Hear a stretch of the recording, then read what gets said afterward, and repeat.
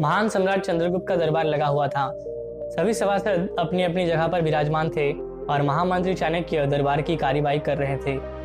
महाराज चंद्रगुप्त को खिलौने का बहुत शौक था। उन्हें हर रोज एक नया खिलौना चाहिए था।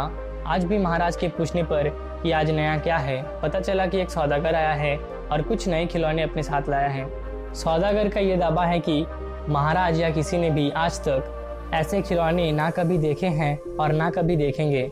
सुनकर महाराज ने सौदागर को बुलाने की आज्ञा दी। सौदागर आया और प्रणाम करने के बाद अपनी पिटारी में से 3 पुतले निकालकर महाराज के सामने रख दिए और कहा कि अन्नदाता, ये 3 पुतले अपने आप में बहुत विशेष हैं। देखने में भले एक जैसे हैं मगर वास्तव में बहुत निराले हैं। पहले पुतले का मूल्य 1 लाख मोहरे है, दूसरे का मूल्य 1000 मोहरे है और तीसरे पुतले का मूल्य केवल 1 मोहर है। सम्राट ने तीनों पुतलों को बड़े ध्यान से देखा। देखने में कोई अंतर नहीं लगा, फिर मूल्य में इतना अंतर क्यों?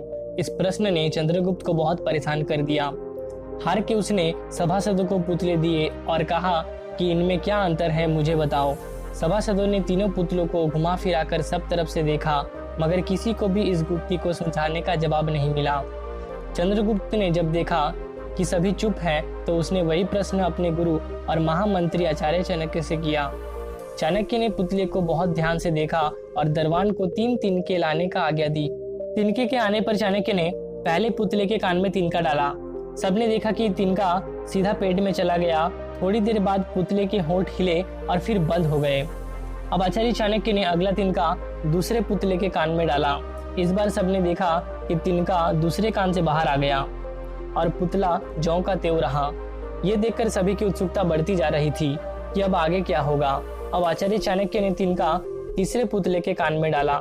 सबने देखा कि तिनका पुतले के मुंह से बाहर आ गया। पुतले का मुंह एकदम खुल गया। पुतला बार बार हिल रहा था जैसे कुछ कहना चाहता हो।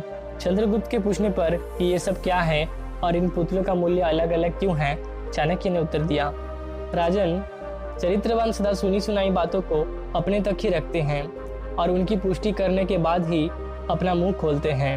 यही उनकी महानता है। पहले पुतले से हमें यही ज्ञान मिलता है और यही कारण है कि इस पुतले का मूल्य 1 लाख मोहरे है। कुछ लोग सदा अपने में ही मग्न रहते हैं, हर बात को अनसुना कर देते हैं। उन्हें अपनी वाह की कोई इच्छा नहीं होती। ऐसे लोग कभी किसी को हानि नहीं पहुंचाते। दूसरे पुतले से हमें यही ज्ञान मिलता है और यही कारण है कि इस पुतले का मूल्य 1000 मोहरे हैं। कुछ लोग कान के कच्चे और पेट के हल्के होते हैं। कोई भी बात सुनी नहीं कि सारे दुनिया में शोर मचा दिया। उन्हें झूठ और सच से कोई मतलब नहीं रहता, बस मुंह खोलने से मतलब है। यही कारण है कि इस पुतले का मूल्य केवल 1 मोहर है। तो दोस्तों, ये कहानी से हमें ये सीख मिलती है कि कम बोलना और बात की पुष्टि कर सच्चाई के साथ बोलना ही हमारे लिए फायदेमंद होता है। कृपया सुनी सुनाई बातों को सीधा विश्वास ना करें।